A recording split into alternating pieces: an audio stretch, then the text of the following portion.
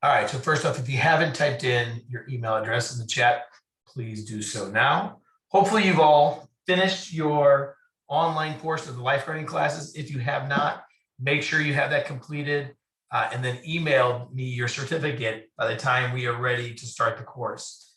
For those of you that are doing this course for the first time, your in-water, in-person session will be next Saturday. It'll be at Chaminade beginning at 3 o'clock. So for those of you that have practice until 2, there's no reason why you have to miss practice. You can get from Edwardsville back out to Chaminade easily by 3. And I've already spoken to Coach Dave, so he knows that there's no reason that anybody should be missing practice for lifeguarding based on my times. If you're a recertification and you'd like to make it on the 22nd, that will be at 9:30 a.m. at Westminster. That is for recert only. So if you do want to attend the recert course, it will be a little bit quicker. Email me and I will make sure to pencil you in for the 22nd. Otherwise, I am assuming that I will be seeing you all on the 8th. Coach Darion Williams will be helping out to teach that class as well. All right, so if nobody has any questions, we're going to go ahead and begin the online portion.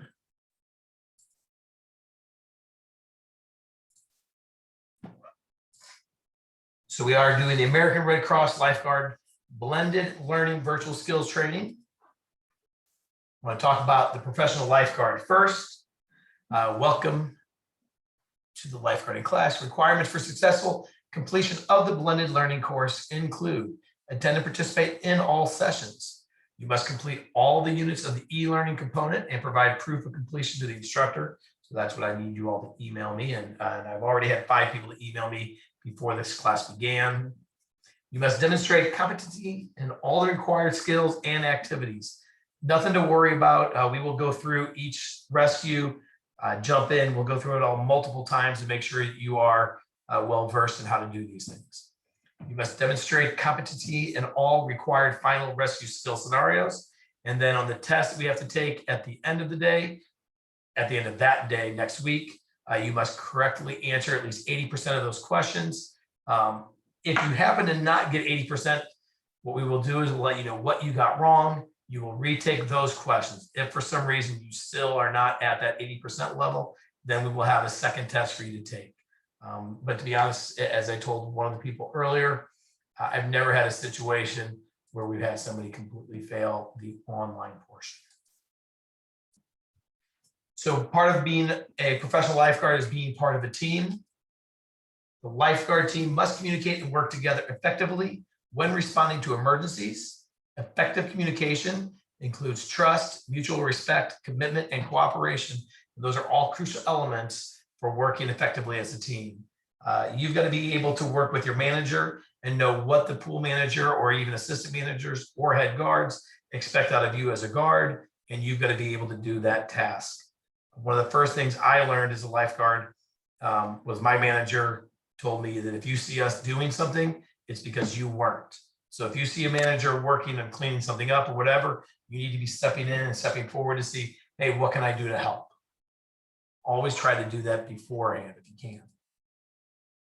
It's your job as a lifeguard, aside from being a team player while responding to emergencies, what can you do as an individual to have a positive effect on the team?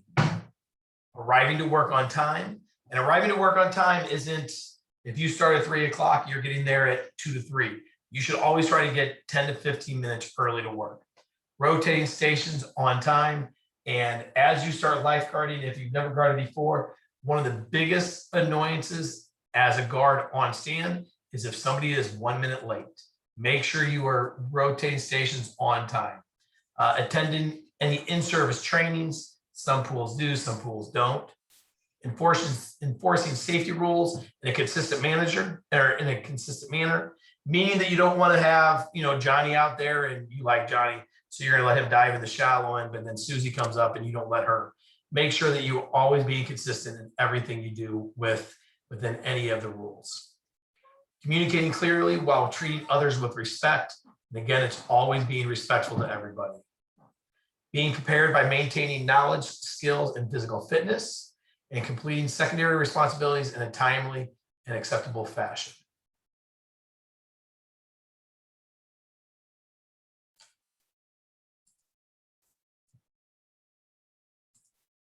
As lifeguards, you should be given an EAP that it guides the actions of lifeguards and other team members in emergencies. The EAP describes what needs to be done and who does it in the event of an emergency. EAPs are discussed in more detail later in the course. And if you are unsure, an EAP is the emergency action plan. So each pool should have an emergency action plan, meaning what does everybody do in case of a drowning, in case of CPR, in case of something that happens on deck, even as simple as a skin knee. Everybody kind of needs to know what actions they should be following. The lifeguard team is part of the broader facility safety team. The safety team includes the management and maintenance staff who provide assistance in maintaining a safe environment and providing emergency care.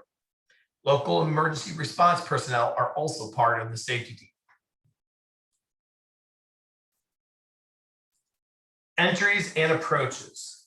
So hopefully everybody's watched the video on entries and approaches. Is there anybody that hasn't seen those videos?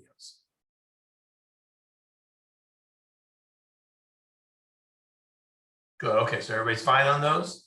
Does anybody have any questions on those videos? And those are the things that we're going to be doing once we do the in-person next week. We'll do all the entries, all the approaches. Mark? Yes. I had a quick question. How do you share the completion record with you?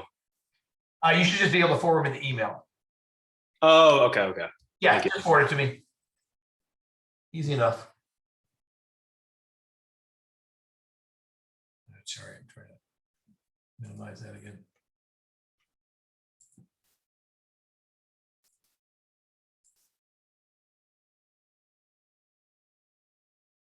Give me 1 second. I gotta put this, there we go. All right. Complete the following assignments prior to start of the next virtual lesson. You've done all those. Hopefully you've done them all. Injury prevention.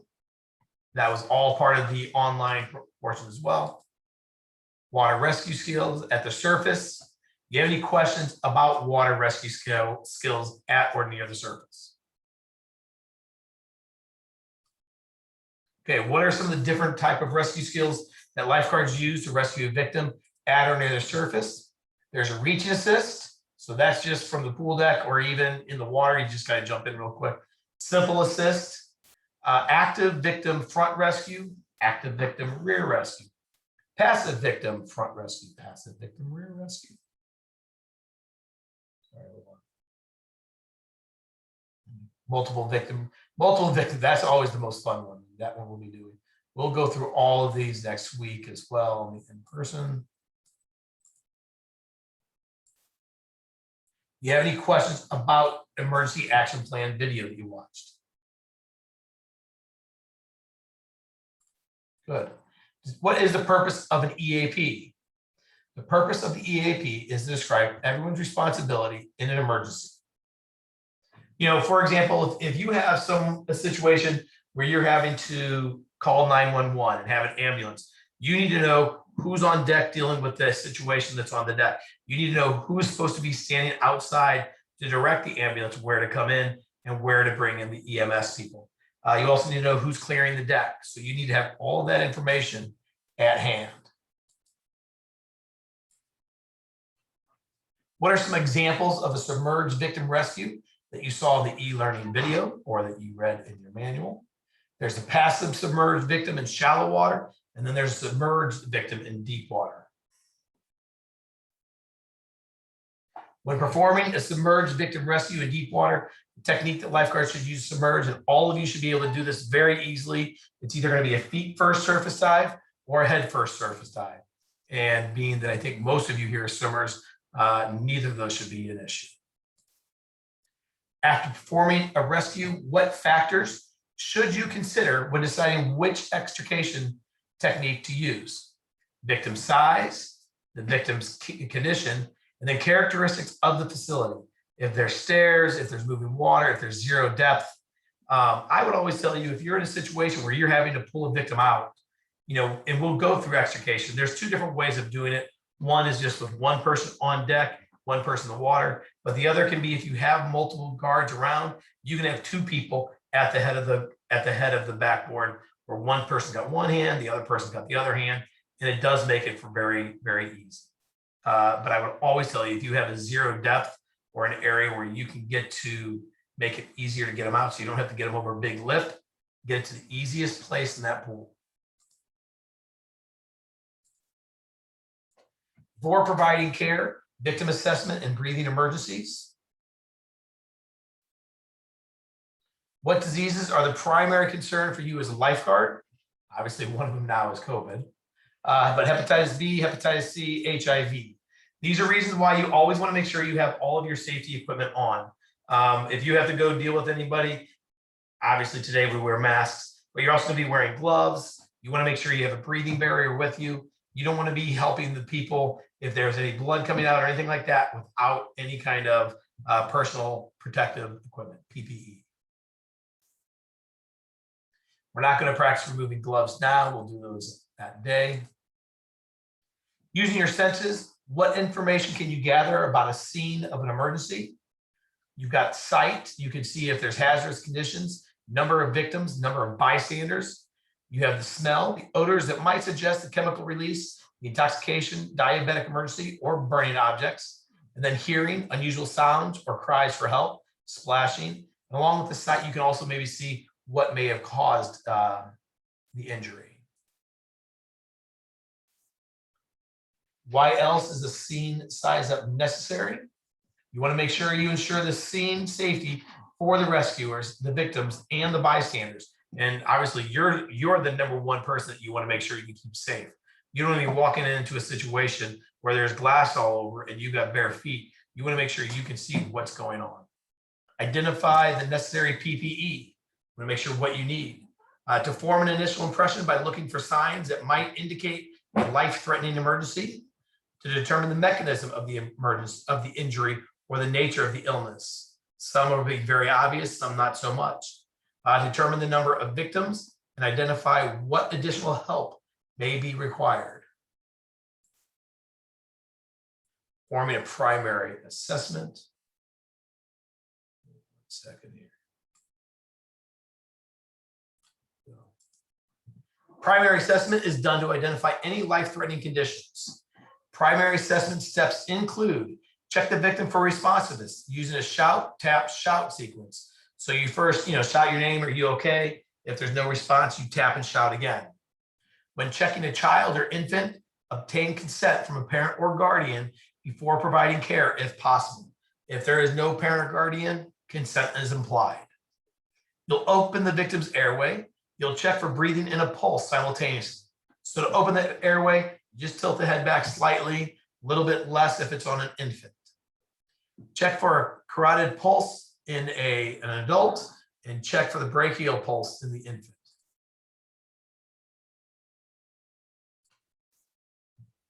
If the chest does not clearly rise when attempting either of the first two ventilations, you retilt the head and try to give the ventilations again.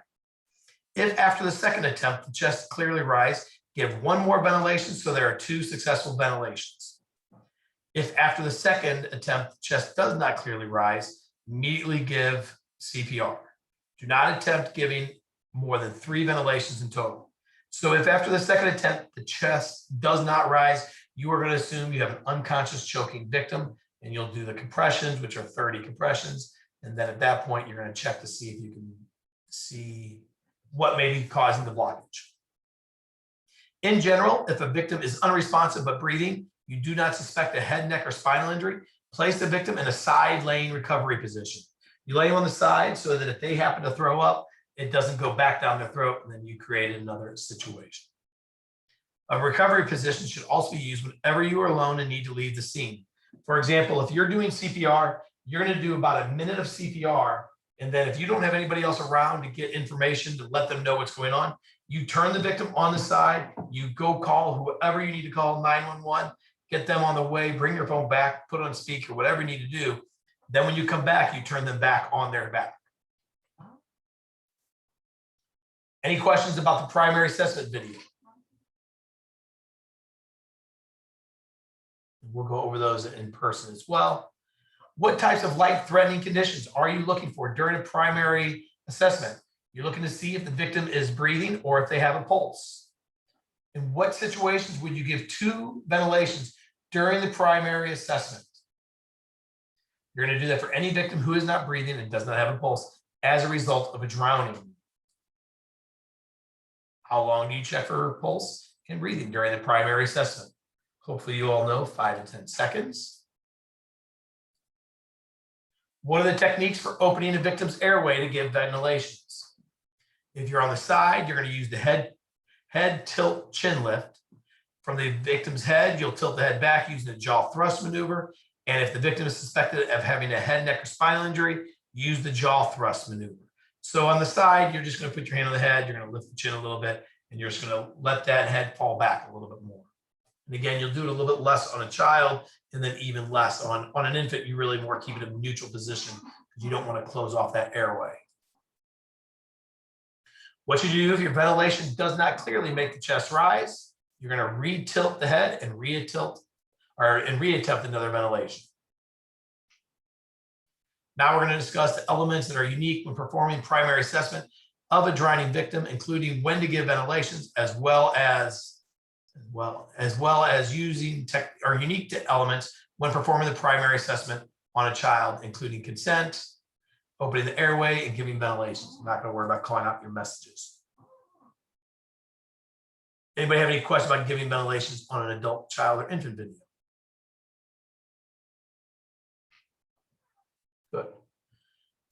We're not going to practice these. We'll do these in person. Head 10, jaw thrust. Do all that in person.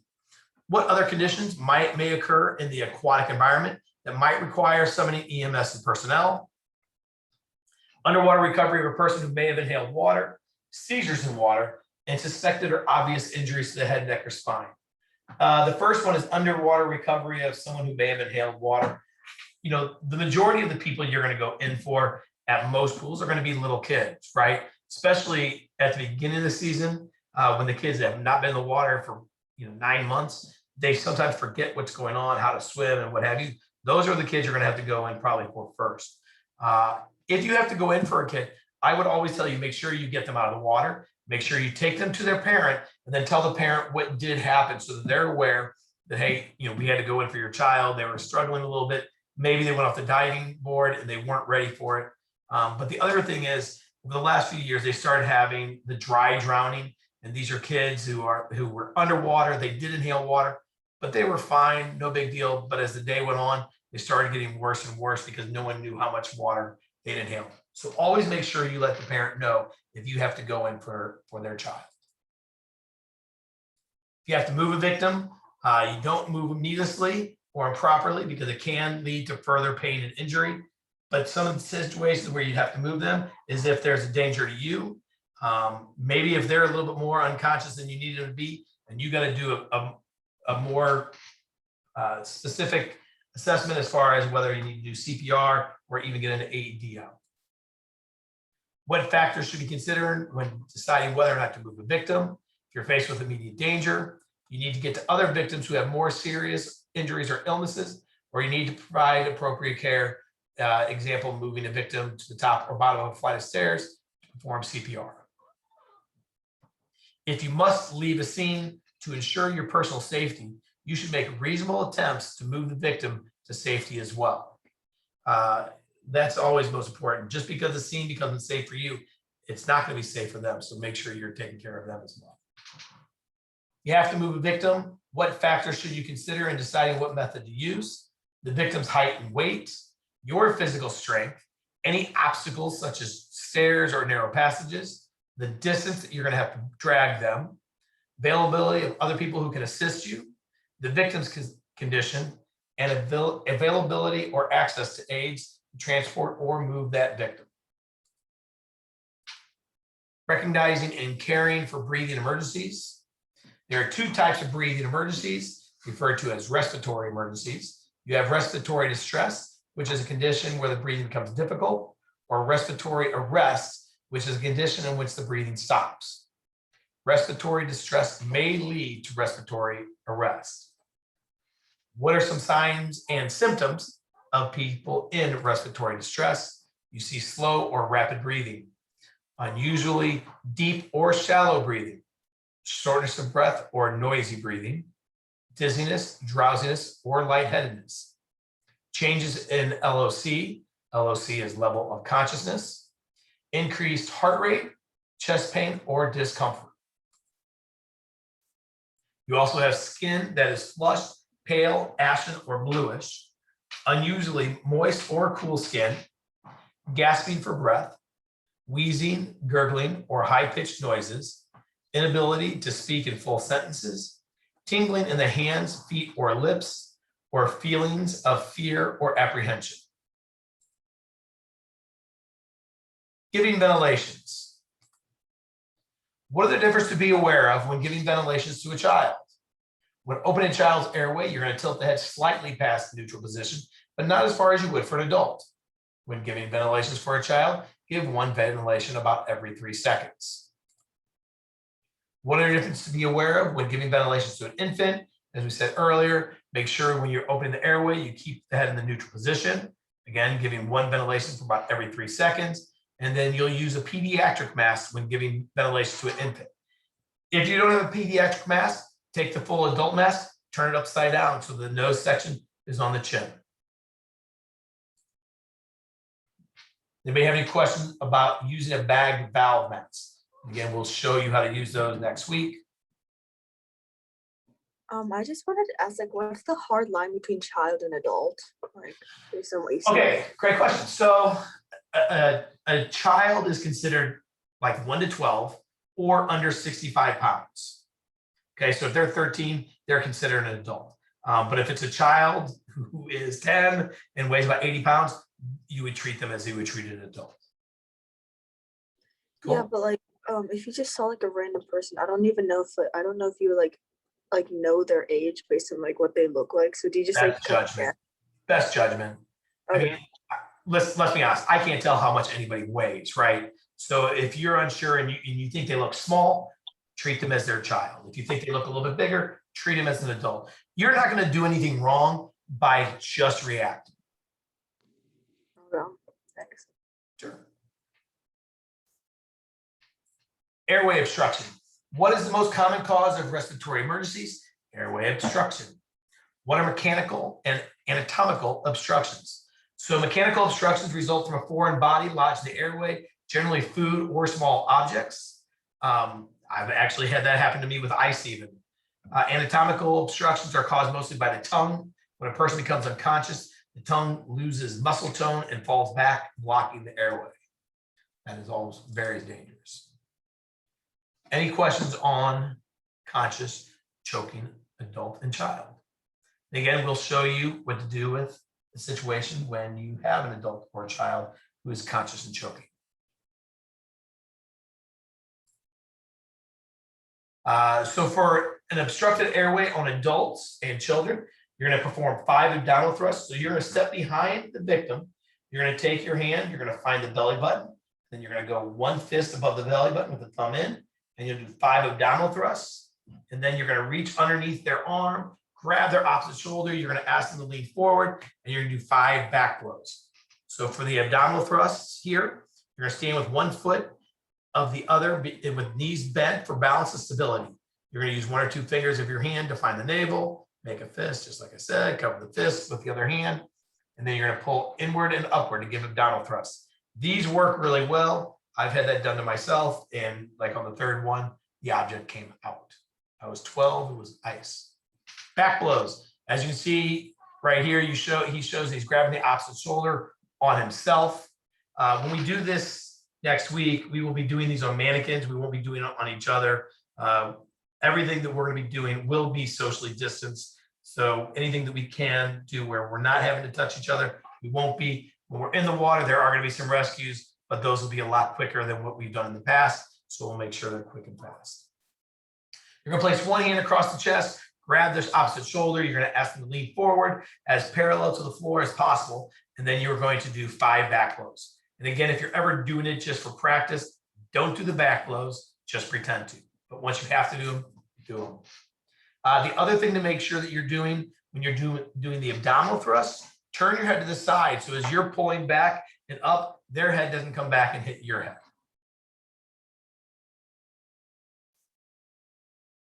Any questions about the conscious choking infant? That would be the scariest one, I think. because at least with the adult and the child, you kind of know what to do. With the infant, it's a lot more difficult. The infant, you just kind of hold the infant's chin in your hand, up and down your arm. You'll do back blows, then turn them over and do chest thrusts, and you'll go back and forth. And as I always tell everybody, you'll know when the infant's no longer choking because they're going to be crying because you just beat them up, right? So you will know when they're no longer choking. If you had a conscious choking adult or conscious choking child and they go unconscious, you're going to lay them on a firm, flat surface, and then you're going to recheck to see if there's any breathing going on. Because once they've passed out, they've all of a sudden relaxed, and whatever that tension was that was keeping that object in place, maybe their muscles relaxed and maybe they just kind of dislodged itself. So always check after they pass out, if they pass out. Cardiac emergencies and using an AED, automated external defibrillator. Those are very idiot proof. We'll have a fun one just to kind of play with. But I always say, once you turn them on, they will tell you step by step what you need to do. What are some signs of cardiac arrest? You have sudden collapse, unresponsiveness, no normal breathing, no pulse.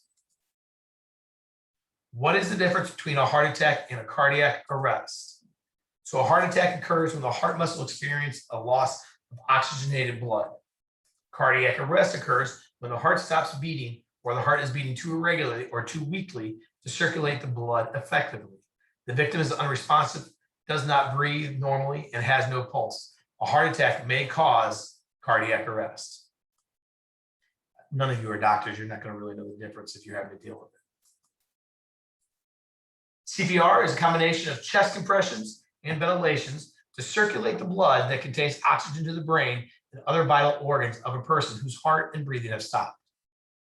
How can you make sure that your chest compressions are effective? Make sure the victim is on a firm, flat surface. Make sure you're correctly positioning your hands for compressions, compressing the chest in a straight up and down manner. So your shoulders are over your elbows, which are over your hands. Performing compressions at the proper rate, making sure that the chest is exposed to ensure that the chest recoils between each compression, minimizing interruptions in CPR. Performing compressions at the proper rate, you're supposed to be doing them anywhere between 100 to 110, 120 compressions.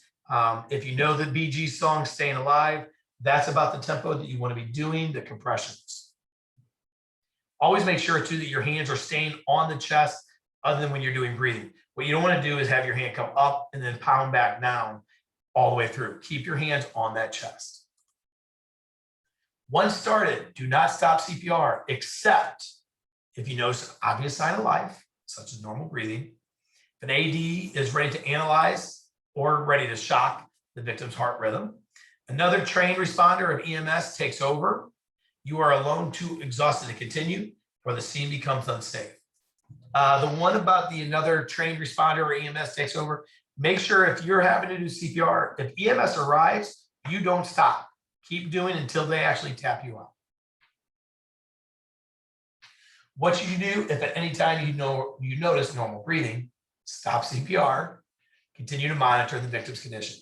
Be prepared to resume care if necessary. And remember, before you've done all of this, you've called 911. Does anybody have any questions about the CPR adult and child videos? Any questions about the infant CPR video? Remember, if they are unconscious, adult, child, infant, whatever they are, consent is implied. So always remember, consent is implied if they're unconscious. Two-person CPR, what is it? Well, obviously, it's when two people are helping do CPR. One person's giving ventilations while the other's performing chest compressions. How often should you switch positions? Every 2 minutes. So if you're an adult, 30 compressions, for the adults, 30 compressions, so you're going to go about 2 minutes. You go 27, 28, 29, switch. The person that's doing the breaths will do the 2 breaths, and then they will immediately begin doing the compressions. The person that was doing compressions will get rid of the other person's mask and use your own personal mask. Don't share masks. Also, if you're in a position where you're doing CPR on somebody and you don't have a mask and you don't feel comfortable breathing into them, you can just continue to do compressions only without breaths. So it would be breath-free CPR.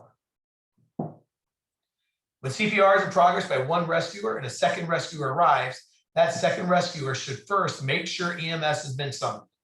If not, then the second rescuer would do that before getting AED or assisting with care. If you find out that EMS has been summoned, AED is on the way, then that second rescuer then will come in and they'll either take over ventilations or take over the compressions, whatever the first rescuer wants them to do. Any questions about two rescuer CPR on an adult and child?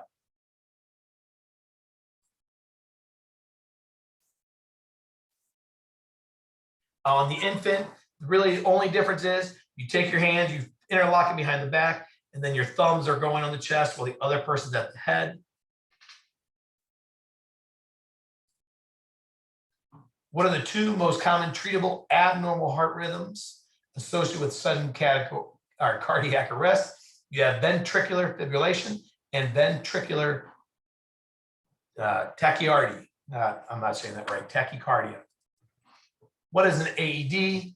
An AED is a portable electronic device that analyzes the heart rhythm and provides an electrical shock. It's looking for an abnormal heart rhythm. That shock will stop the heart so that it hopefully spontaneously restarts. Each minute that CPR and defibrillation are delayed, the victim's chance of survival is reduced by about 10%, which is why we always say make sure you go get EMS and get an AED machine as quick as possible. We had a situation in a pool where I was working where we had somebody who was just having a seizure, but we still went and got the AED machine right away, just in case it went from just a seizure to something different. We wanted to make sure that we had it on hand. If you are ever in a situation doing CPR, do know that it's not like you see on TV. Everybody doesn't always make it back from that. It's like one in many thousands. When cardiac arrest occurs, you're going to use an AED as soon as it is ready. Even if it's not a cardiac arrest, I mean, if they're underwater and they drowned and you have no breathing, no pulse, you're going to use an AED. Just remember, keep them dry, keep them out of puddles of water. AED advises a shock is needed. Follow protocols provide one shock followed by about 2 minutes of CPR. The AED machines will count you through that 2 minutes. Some will have a little ticking noise, letting you know each time you should be doing a compression. Some will just walk you through. You've got 30 seconds remaining. Wherever you are in CPR, as soon as the AED machine says stop, you stop, hands off. The other thing is try to keep a cell phone at least 6 feet away. You don't want it any closer because it could disrupt those heart rhythms. If CPR is in progress, do not interrupt chest compressions until AED is turned on. The AED pads are applied and then the AED is ready to analyze heart rhythm. So you will continue doing the compressions until that AED is ready to analyze. AEDs may be equipped with pediatric pads. However, pediatric pads are appropriate only for use on infant and children up to 8 years old who weigh less than 55 pounds. If pediatric equipment is not available and local protocols allow, you can use AED designed for adults. If the AED pads risk touching each other because of the smaller chest size, use the front and the back. You're going to do front and back always on an infant, but if it's a small child and they're touching, go front and back. Some of the AED machines now also have a key that you can turn from adults to pediatric. Any questions on AED? Again, we'll be going through all this stuff in person as well. When one rescuer is on the scene, that rescuer begins CPR and instructs someone to summon EMS and obtain the AED if one is available. When the assisting rescuer arrives, they prepare the AED for use while the rescuing lifeguard continues CPR. If at any time either rescuer notices obvious signs of life, such as normal breathing, they should stop CPR and monitor the victim's condition and administer emergency oxygen if it's available and if you're trained to do so, which it's not going to be available for any of you guys and you're not trained to do so. CPR with an airway obstruction. If a victim who is choking becomes unresponsive, carefully lower them to a firm, flat surface. Send someone to get an AED and summon EMS if you have not already done so. Immediately begin CPR, starting with chest compressions. As you open the airway to give ventilations, look in the person's mouth for a visible object.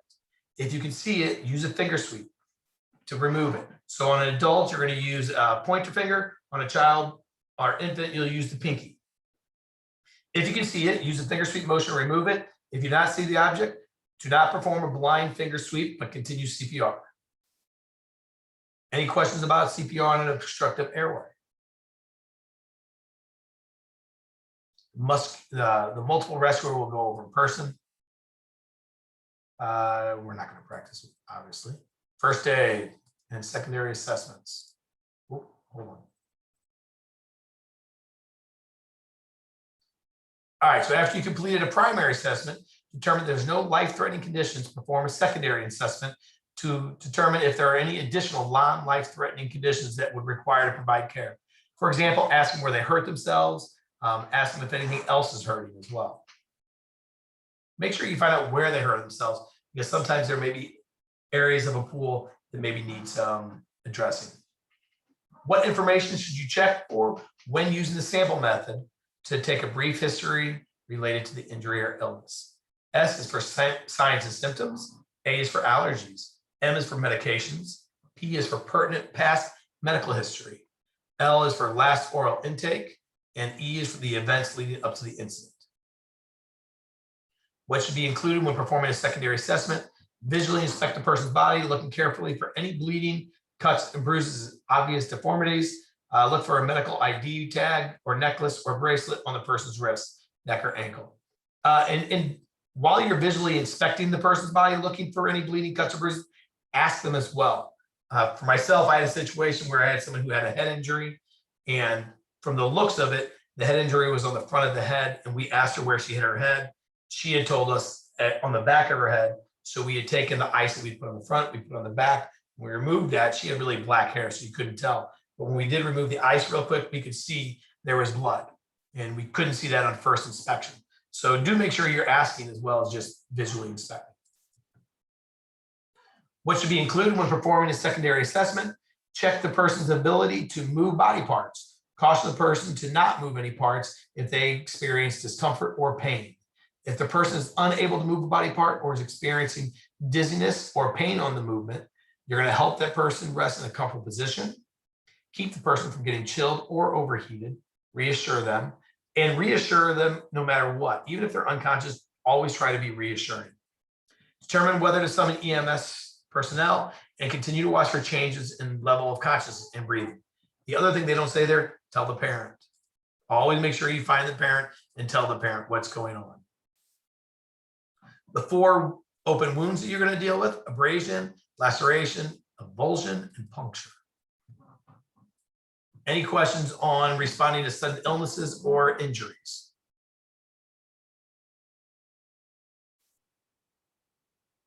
So we'll do the control external bleeding. So this, they're showing it on themselves. You would cover the wound on your own arm with sterile gauze. You're going to apply direct pressure until the bleeding stops. You're going to hold that pad on there. If it goes through the pad, you're going to place another pad on that same pad. Don't remove one, just put another one on top of it and continue to apply direct pressure. Do not remove the first gauze pad or place more than one gauze pad on top of the first. If bleeding does not stop with the application of direct pressure, call 911 or the designated emergency number if you have not already done so. When bleeding stops, check for circulation, feeling of warmth beyond the injury. And you'll apply bandage by wrapping roller gauze around the wound several times to hold the gauze in place. You'll then tie or tape the bandage to secure it. Check for circulation, check the fingers, the fingertips more than anything beyond the injury, and then loosen the bandage and recheck if necessary. Remove gloves, wash hands. Symptoms of shock. You have restlessness or irritability, altered LOC, again, that's level of consciousness, pale or ashen, cool, moist skin, nausea or vomiting, rapid breathing and pulse, and excessive thirst. What are some ways to minimize the effects of shock? You can make sure that EMS personnel have been summoned. Monitor the victim's condition and watch for changes in level of consciousness. Control any external bleeding. Keep the victim from getting chilled or overheated. Have the victim lie flat on their back. You also can cover the victim with a blanket to prevent the loss of body heat. Do not overheat the victim Your goal is to maintain a normal body temperature. So don't throw all sorts of towels on, right?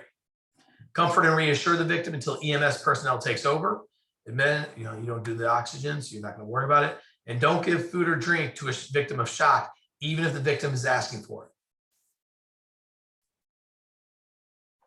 You're the only lifeguard on duty at an outdoor pool. Child comes to you saying they were just in concession area eating a snack when they were stung by a bee. Their parent is swimming laps in the adult lap swim. The first thing you want to do is signal to obtain backup coverage for your zone. In other words, you want to make sure that somebody else is watching your section of the pool so you can take care of that. Get the attention of the child's parent and obtain consent. Ask if the child has a known allergy to bee stings, and that's probably important. Most parents will let you know that they've got an EpiPen because their child has some kind of allergy. So if they have that, a lot of times they'll let you know. If you're on duty, lifeguard in an outdoor pool, a child comes to you saying that they were just, we already said that. So signs and symptoms would be pain, redness or swelling, possible presence of a stinger. Signals of an allergic reaction include rash or hives, feeling of tightness in the chest and throat, shortness of breath, or swelling of the neck, face, or tongue. Hey, Mark. Yes. We're not allowed to give people EpiPens, right? You know what? To be honest with you, I've had families where they leave the EpiPen at the pool and they tell us that we can use it if needed. Okay, sounds good. So I don't have anything other than that. That's what I've never had to use one. I have had a swimmer that actually used one on themselves when they didn't need it. So then, like I have an EpiPen. I think most people that have an EpiPen usually just carry it with them because that means they probably need it and they probably know how to use it. yes. So there you go. Like I said, I had one who didn't need an EpiPen, but he knew where one was and he tried it. So we had to call EMS. When we're dealing with the first aid situation, if you examine the sting site to see if the stinger is still in the skin, if it is still present, remove the stinger by scraping it away with the edge of a plastic card, like a credit card. Wash the wound with soap and water. Cover the site with a dressing and keep the wound clean. Apply a cold pack to the site to reduce pain and swelling. Watch the victim for signals of an allergic reaction. Monitor their LOC. Keep them comfortable. And then summon EMS if there's any life-threatening conditions, such as a breathing emergency.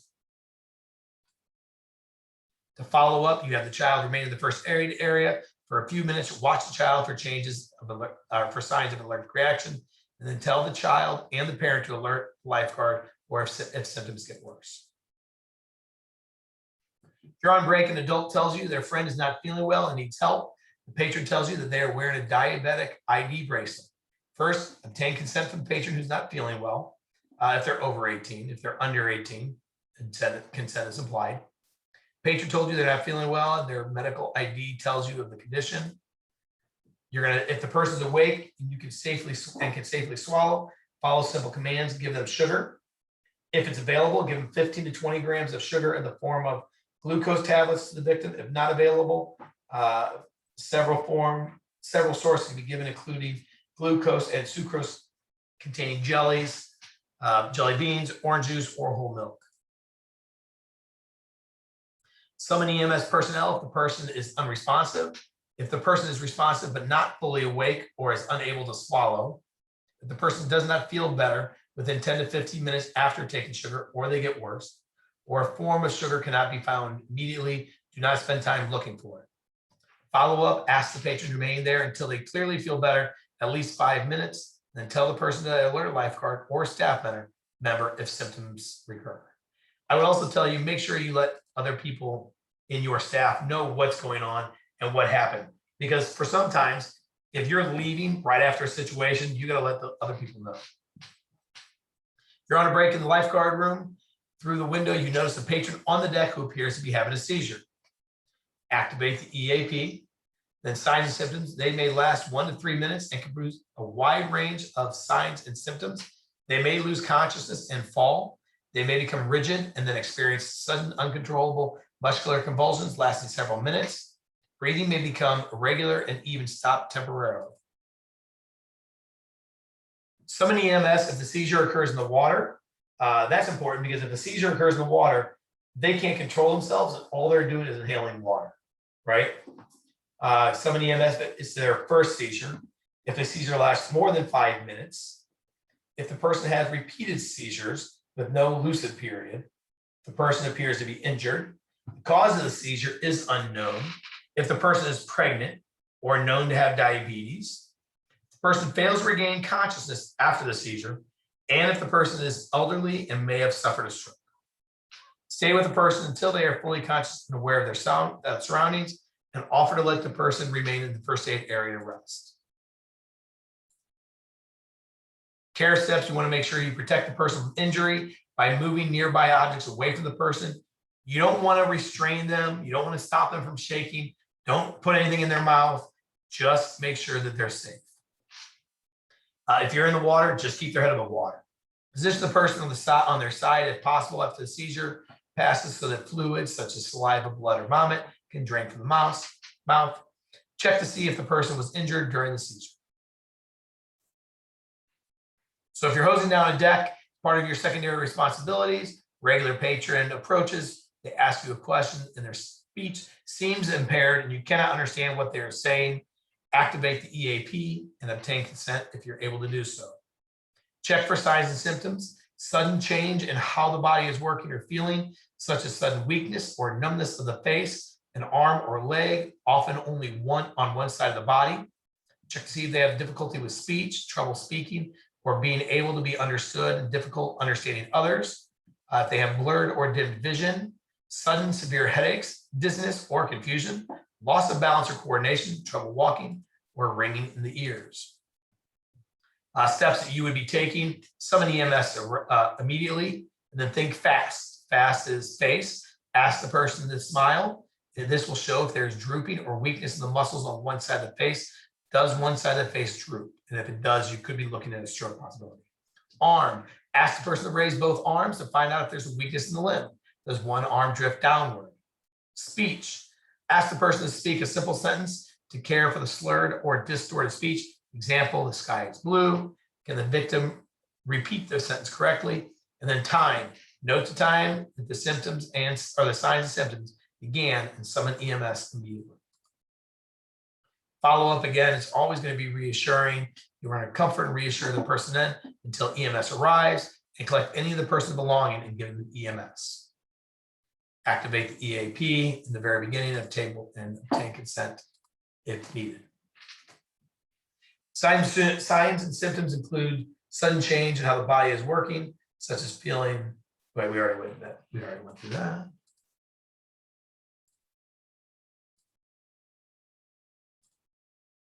All right, you're on duty as a lifeguard. Your guard station is on deck at the shallow end of the pool. The adult is exiting the pool using the ladder, then slips, hits his mouth on the railing. When you approach the victim, you notice that he is missing a tooth, which he is holding in his hand and bleeding from the mouth. First, obtain consent. Then you're going to check for signs and symptoms. So the tooth is missing, they have it in their possession, and they're bleeding from that area. You're going to rinse the victim's mouth with cold water if available. You're going to have the victim lean slightly forward or place him on the side. Try to prevent the victim from swallowing the blood, which could cause nausea or vomiting. Have the victim bite down on a rolled sterile dressing in the space left by the tooth. Save the displaced tooth. Carefully pick up the tooth by the crown, the white part, not the root. You're going to rinse off the root of the tooth in water. If it's dirty, do not scrub it or do not remove any attached tissue fragments. You're going to place the tooth in milk. If milk is not available, place it in clean water and keep it with the victim. Advise the victim to go to the dentist as soon as possible. You're on a break. When a concession worker comes up to you, tells you help is needed, another concession worker has been burned by hot popcorn oil, obtain consent. The burned area on the arm and hand, red skin with blisters beginning to form. First, stop the burning by removing the person from the source of the burn. Obvious, right? Cool the burned area with large amounts of cool or cold tap water for at least 10 minutes. If the cool or cold tap water is not available, use a cool or cold compress that is clean. Monitor victim for hypothermia when cooling large burns. Cover the burned area loosely with the sterile dressing, very loosely. Comfort, reassure the victim, then advise the person to follow up with the doctor. Any questions about when things do not go as practiced?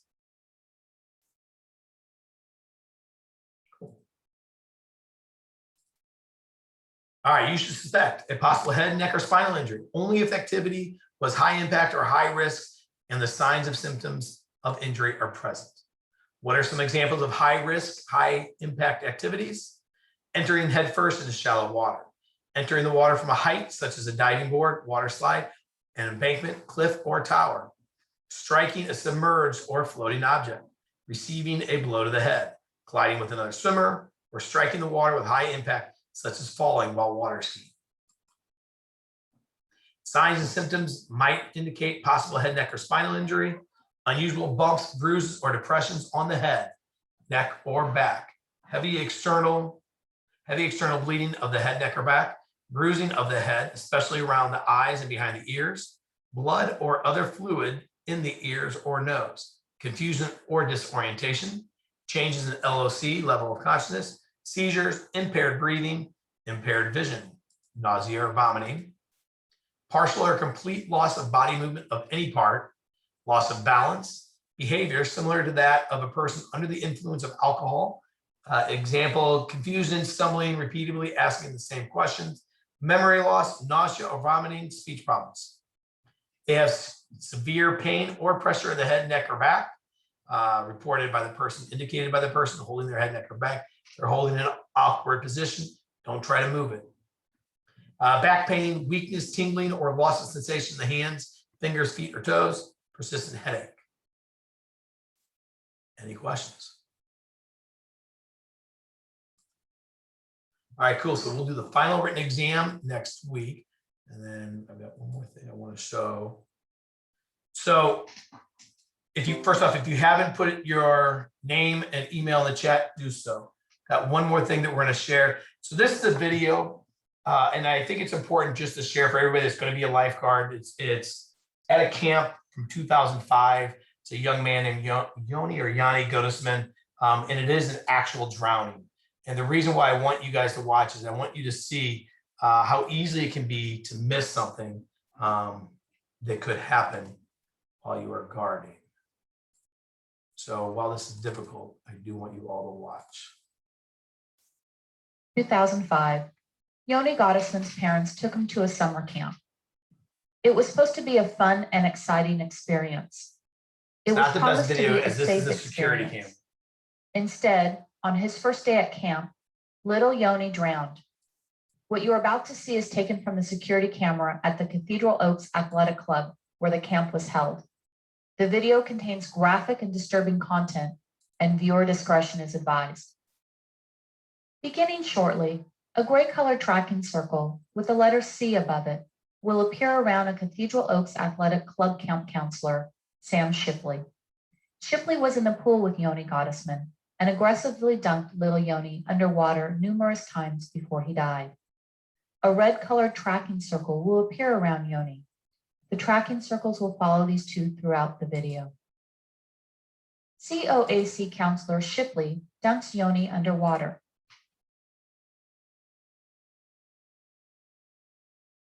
So right here, there's a lifeguard watching the situation. The lifeguard is just to the right of the screen.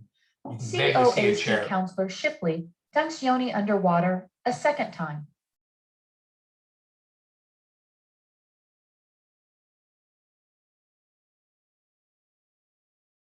COAC counselor Shipley dunks Yoni underwater a third time. COAC counselor Shipley dunks Yoni underwater a fourth time.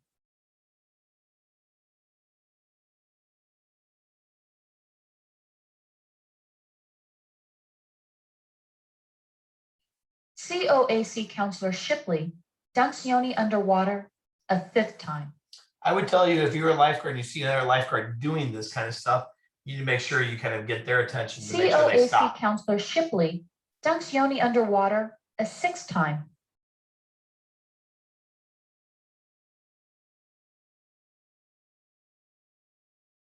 COAC counselor Shipley dunks Yoni underwater a seventh time. It's important to note that the counselor was really playing with Yoni. It wasn't like this was anything malicious or anything COAC mean. counselor Shipley dunks Yoni underwater an eighth time. COAC counselor Shipley dumps Yoni underwater a 9th time, this time with another child. Sorry about that. Right. COAC counselor Shipley dunks Yoni underwater a 10th time, again with the other child.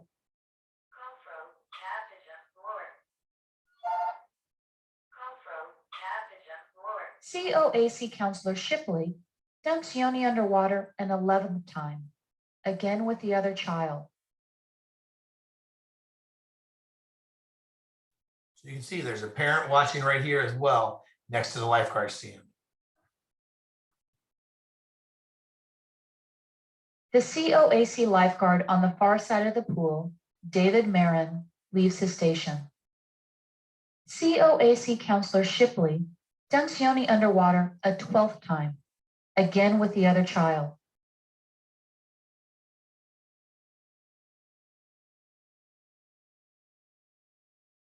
COAC counselor Shipley is surrounded by numerous children, including Yoni. He swims away toward the lane line and they swim after him.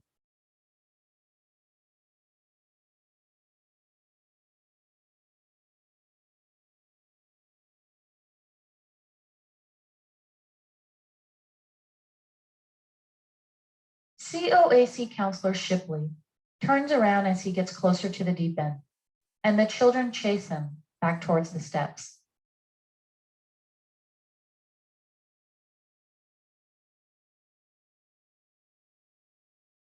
Yoni desperately attempts to reach COAC counselor Shipley, but Shipley continues to dodge the children.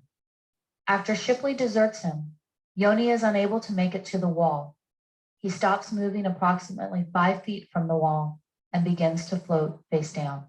COAC lifeguard Marin returns to his station.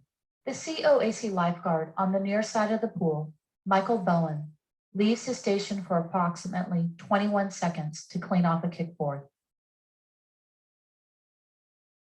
You can see how close Yoni's body is to where that lifeguard is right now.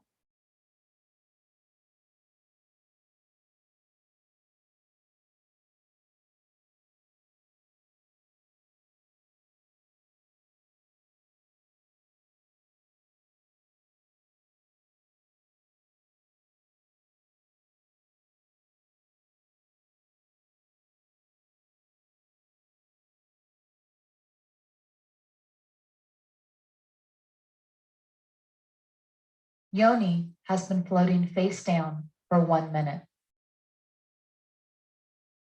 You can see how close the COAC counselor lifeguard is. Bowen And you can is see how playing close the with lifeguard is. adjusting Neither the umbrella notice. at his station and not watching the swimmers.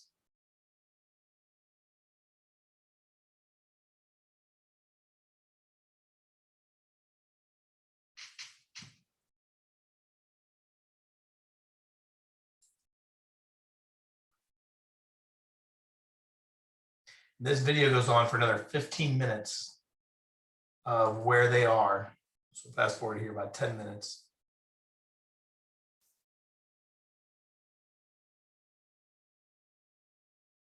See, the lifeguard is still right there.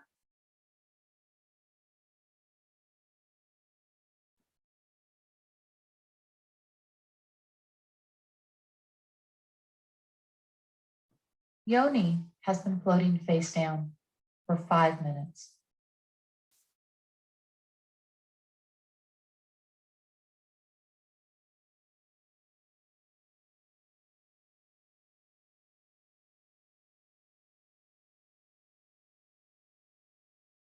Children close to Yoni go underwater to look at him, then yell to COAC lifeguard Bowen and counselors. Yoni has been floating face down for 8 minutes. So those 3 kids are the first one to alert the lifeguards.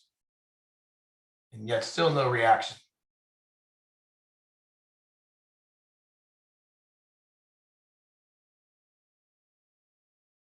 A female COAC counselor on the pool deck points out Yoni to lifeguard Bowen, who still had not taken any notice of him. COAC lifeguard Bowen jumps in the water. COAC lifeguard Bowen pulls Yoni from the water and places him on the pool deck after Yoni had been floating right in front of him for for more than 8 minutes. So I know it's not necessarily the best way to end, and I know it's not necessarily the thing that anybody really wants to see, but the family actually put that video out on YouTube years ago because they do want it to be a learning experience for all lifeguards. You know, it's important. You got to make sure you're always scanning the pool. You got to make sure you're always paying attention. And really, sometimes the most dangerous area could be the area right in front of you, because that may be the area that you're most overlooking. So always make sure you're looking at the top of the pool. We always say the middle of the pool and the bottom of the pool at all times. You know, being a lifeguard is fun, and you like to get in the water and you like to play with the kids, but you also have to be responsible. So it's important to remember that as well. Anybody have any questions? Okay, if you need to do and you are getting recertified and you want to do the 22nd, which will be at 9:30 a.m. at Westminster, make sure you email me so I know how many people to expect to attend. Otherwise, I'm going to expect everybody else to be there next Saturday, the 8th at Chaminade. It will be from about 3 to 7. Make sure you wear a mask. Make sure you bring a towel, bring a suit. If you want to bring a couple extra masks because you will be in the water. Anytime you're doing the CPR stuff, you'll be wearing your mask. Anytime you're in the water, you're going to be in the water swimming and doing whatever it is that we're needing to do. If you need to bring a snack or something to drink, bring that as well with you. If you don't have any questions, you can take off. Thank you all very much. If you have a question, stay on and ask. Thank you. Thank you. Thank you. Thank Very good you. to see you. Thank you. Thank you. So Coach